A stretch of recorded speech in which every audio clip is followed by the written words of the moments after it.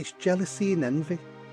Because if the greatest thing your ancestors ever did was build mud huts, and you look upon Western civilization, you say to yourself, what the hell were my ancestors doing? So technically, Anglophobia is the hatred or dislike of the English. Now, it's expanded since then. I talk about this in the book. It's expanded. It now means the hatred and dislike of the British. It now means the hatred and dislike of the Anglosphere. It now basically means anti-white. It now means hatred and dislike of white people. And when I say foreigners, what I really mean is immigrants living in our countries and the children of immigrants. Why are they anti the nation of where they live? And I've come to the conclusion, and it's going to be a little bit controversial, it's jealousy and envy. Because if the greatest thing your ancestors ever did was build mud huts, and you look upon Western civilization, you say to yourself, what the hell were my ancestors doing? I wish they were my ancestors. Now, white people are either superior to me and my people, or they're just cheats and crooks and criminals. I think they're crooks, cheats and criminals. That makes me feel better. And the third section of the book really is about self-hate. I don't know about Australia, but in the UK, we have so much self-hate, usually from the liberal class, the university class. And I talk about so many mental health conditions and syndromes. And that's what that is. And I go into detail about why these people think they hate themselves, hate their fellow citizens, and hate their country. They're mentally ill. And I explain all that. It's a bit of a controversial book. Yep. Have you had any visits from authorities on the book? The book was only published a few days ago, so I've not had time yet. But there's no big words in it that would confuse these officials. I don't use big words. I don't understand big words myself. I'm being quite disparaging about the use. But and you are right. I mean, it's around the world. If you look at I saw a clip of all things on Sky News, and it was showing that Europe is actually falling apart. And the common denominator was immigration. And it was the men and the younger ones, and they were just looting, burning, beating, whatever they wanted to do. And that just wasn't in one country. It's right throughout Europe. How do we fix that problem? Because at the moment, England is in real trouble with its immigration, and that's a word I'm using quite loosely here, but it's in real trouble. How do you stop this?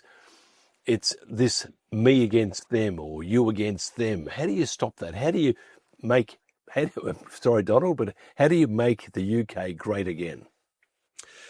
Well, it's about promoting us against them, because that's a natural state of humans. We're tribal creatures, and we all have our own tribes, sometimes along racial lines, religious lines, political lines. We're very tribal. The reason why I wrote the book is I need people to understand why we're in the mess we're in. We could close our borders tomorrow. We're like you. We're an island. We have a moat around our country, and yet we've got thousands of people almost every day entering the country illegally, as well as giving out 1 million visas, work visas every year, 1 million every year, and we're doing it to ourselves. And until we realise that, and until we become better citizens, until we become better voters, nothing's going to change. Apart from it's going to get worse. Define Anglophobia. I mean, actually, because do you got to have Anglophobia for Australia? I would imagine the US in many cases, other parts of the world. How would you define it? So technically, Anglophobia is the hatred or dislike of the English. Now, it's expanded since then. I talk about this in the book. It's expanded. It now means the hatred and dislike of the British. It now means the hatred and dislike of the Anglosphere. It now basically means anti-white. It now means hatred and dislike of white people.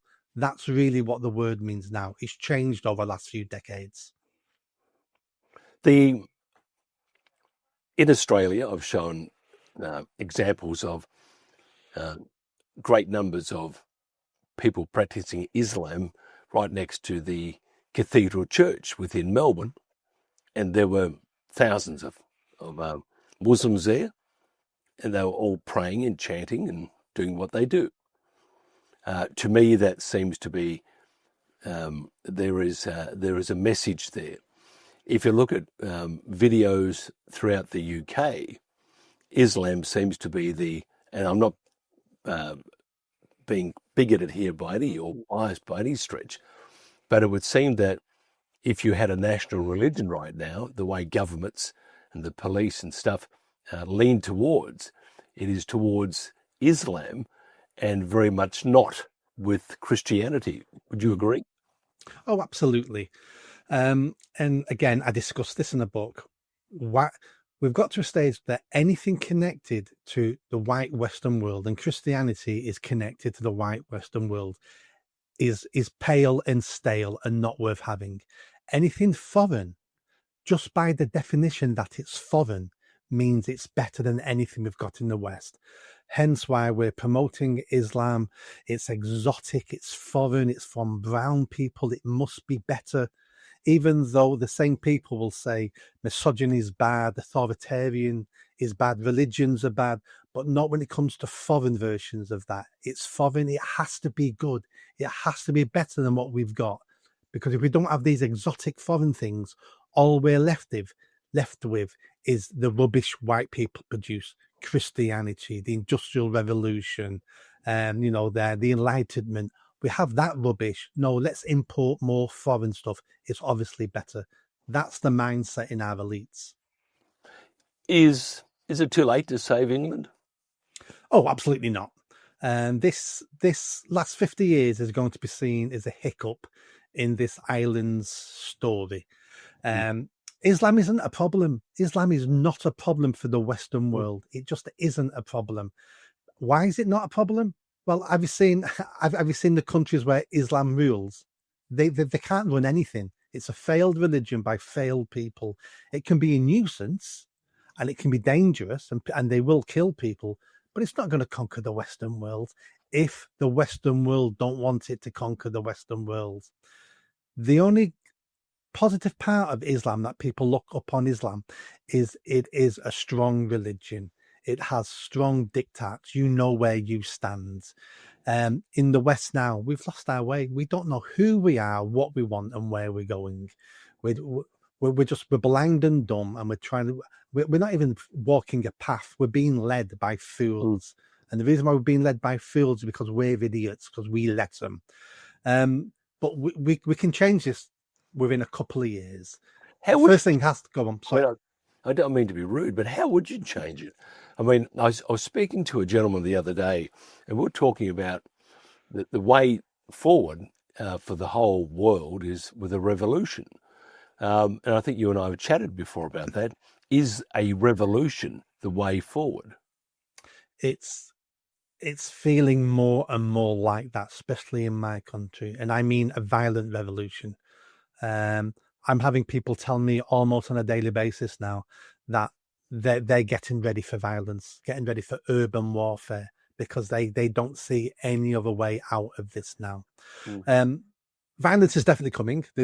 We're not getting out of some violence. I'm hoping a little bit of violence that is unstoppable. I'm not promoting this. Me predicting what I think is going to happen isn't the same as me campaigning for it. So I need to make that clear. But violence will come. And if we have any decent politicians, they will make some drastic changes once we have a little bit like Northern Ireland violence troubles in our main cities, and people are dying and hundreds of people are being shot. Mosques are being blown up. Churches are being firebombed. People are being stabbed on the street. People are being assassinated.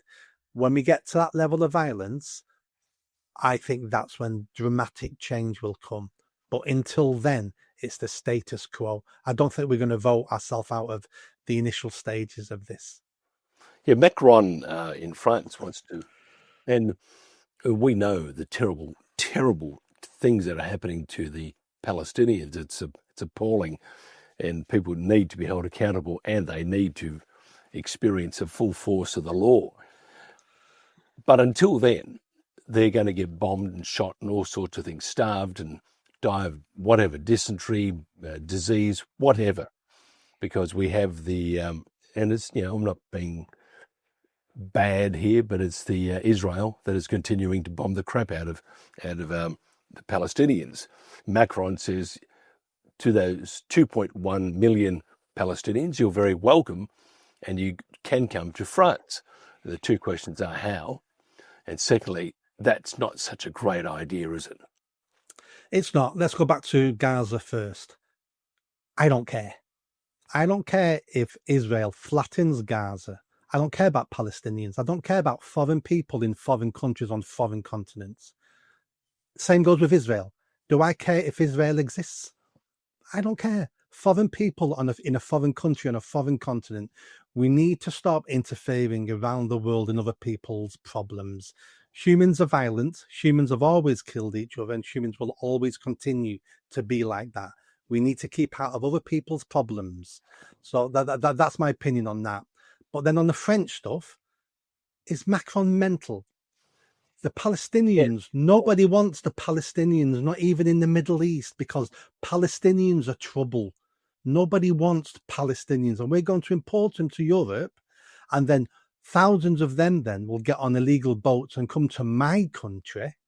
I think, I don't know why Macron's saying it. Maybe he's doing it for votes, but I'll be shocked. I'll be shocked if they import any people from Gaza into France. Mm. Your Prime Minister, and I'm glad he's your Prime Minister and not ours. Many would say he's been drinking the Kool-Aid for a long time. He does enjoy spit roast, which is interesting. But I'm sure he does. We won't go there at all. It's nice being out of jail. But your Prime Minister, because if you have a great Prime Minister or a great leader, you can get through these social conflicts and between races and stuff. You can weave through that.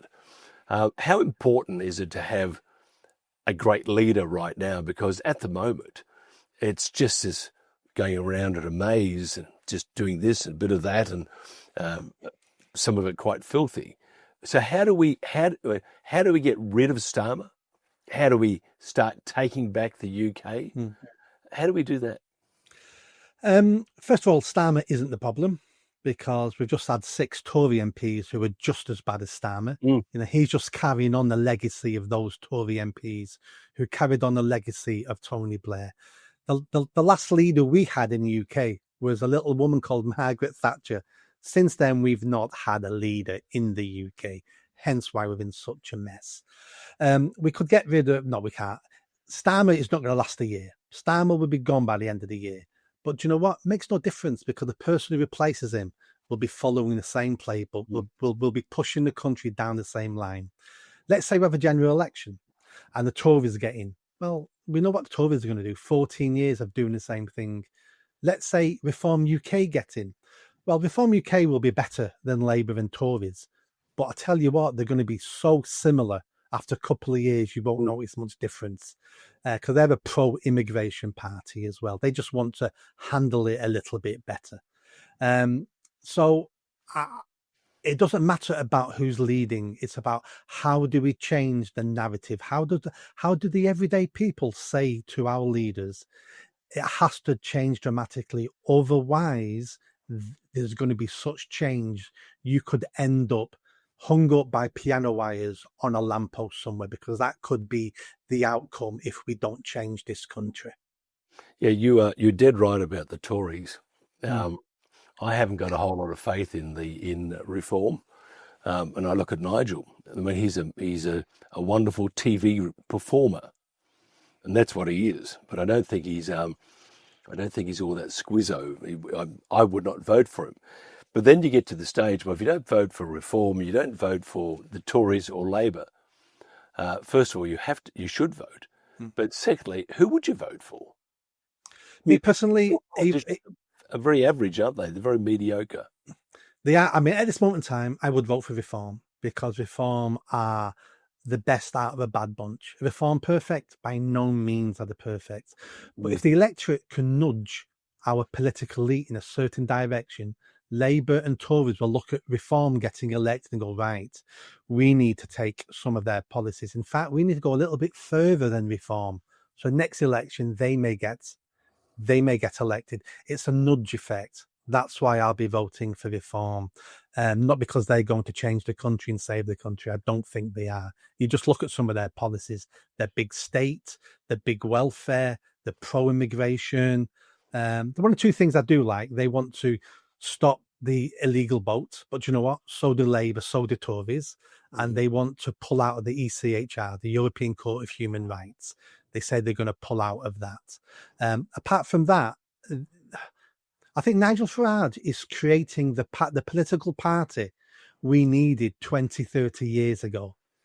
But the world's changed, the country's changed. We need something a lot more radical today. But he's still stuck 20, 30 years ago. I was talking to Jen today about your refugees from Afghanistan. And because of security, and I want you to comment in a second because something doesn't smell right. They were helping the troops in Afghanistan, and because a list was leaked, they were under threat, and rightly so, because they have helped the allies and put their lives on the line. And I think all countries that are part of that, we need to reciprocate and say, okay, you've done your bit, we're going to do our bit and protect you. So the reason why they didn't release that list, they said it was because for security reasons. But the reason why they're bringing them out here is because that list was released to the baddies, inverted commas. So what is the reason then, if it's already out there, not to let the UK public know that they're going to bring in 20,000 Afghan refugees? It's 20 Afghan interpreters and their families. So add another 100,000 on. So it's not 20,000? No, it's 20,000 people who are working for the British Army, plus their families. So add another 100,000 onto that figure as well. You're right. If forget the rights and wrongs of being in Afghanistan. But if we're somewhere and we've got people working with the British Army, if we want that to continue over decades and centuries, we need to make sure we treat them right. So, of course, we need to make sure they're safe. That doesn't automatically, for me, means we move you to the UK. We need to be paying some of these people off. We need to be giving money so they can leave and go to other countries to change their identities. I don't mind how we do it, but we do need to support them and protect them. It doesn't mean they should be coming to my country. My country is full. I want to say to people, no more. No more asylum seekers, no more refugees, no more work visas, no more immigration. I want zero immigration for at least a decade until we sort my country out. So we need to protect them. We need to do something for them. But the reason why we had a super injunction on this, so a super injunction for your listeners, is a special court order where no one is allowed to talk about it because you go to jail. So the press couldn't even report on this, even if they knew about it. And the reason why, again, Tories, a couple of years ago, the Tories got a super injunction on this because they didn't want to face the electorate knowing they were importing another 100,000 Afghanis into our country. And we had some stats come out 6 months ago. Afghanis and Somalians are 20 times more likely to rape people in my country than the average person in my country. Afghanis and Ethiopians. And we're going to import another 100,000 Afghanis. So they wanted to keep it quiet. And that was the point, because the list has already been out there and the people are under threat. So it makes no difference if you let the British public know that they're bringing these people out, because they are under no less threat or no more threat. It's just they're under that threat. So it makes no difference. And what they are is covering up. Tell me that there's 100,000 refugees from Afghanistan. Are they spread through? And I know the answer here because we've talked about it. Are they all spread throughout the UK, or do they congregate around certain areas? Technically, the government will say they're spread across the country. And for the first 1 or 2 days, that may be true. But our country is a free country.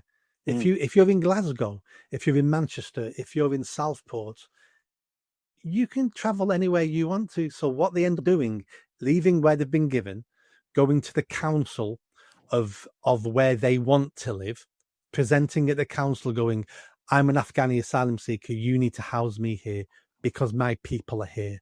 I've got mosques here. These local shops here sell halal food.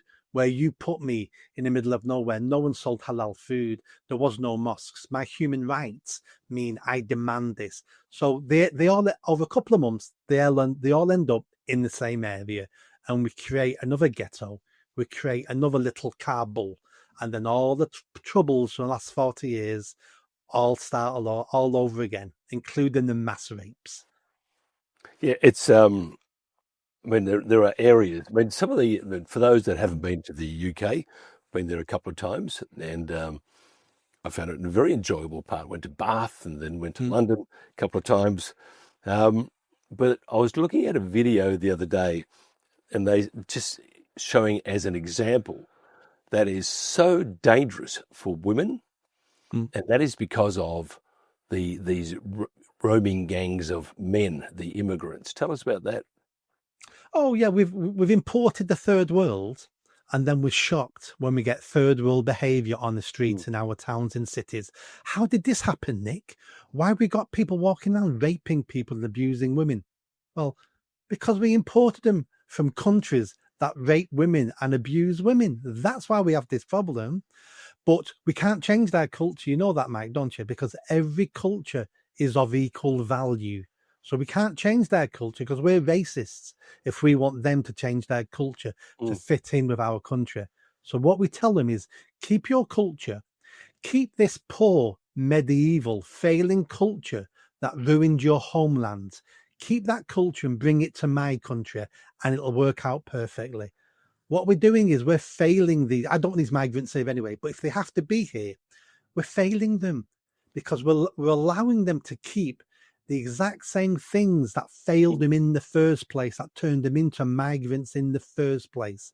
We just need to be tougher in our countries and say, no, that's not acceptable. Change or get out. mm. I come from an area called it's in the top part of Victoria, and it was full of Greeks and Italians, Turks. Who else was there? That was about it, I think, and a whole bunch of white people. Well, white, they're all. Yeah. Hmm. Anyway, the story, or the reason I'm telling the story is that no problems with anyone. There has been no problems. Multiculturalism worked beautifully. Now, if you had the Turks or the Italians or the Greeks or whatever coming in gangs, great numbers, and changing the makeup of the particular town, then you would have exactly what's happening to the UK. It's an invasion, isn't it? It feels like an invasion. We have some. I mean, these are a small minority of people, but we have some people from these communities telling us online it's an invasion. They've come here to conquer.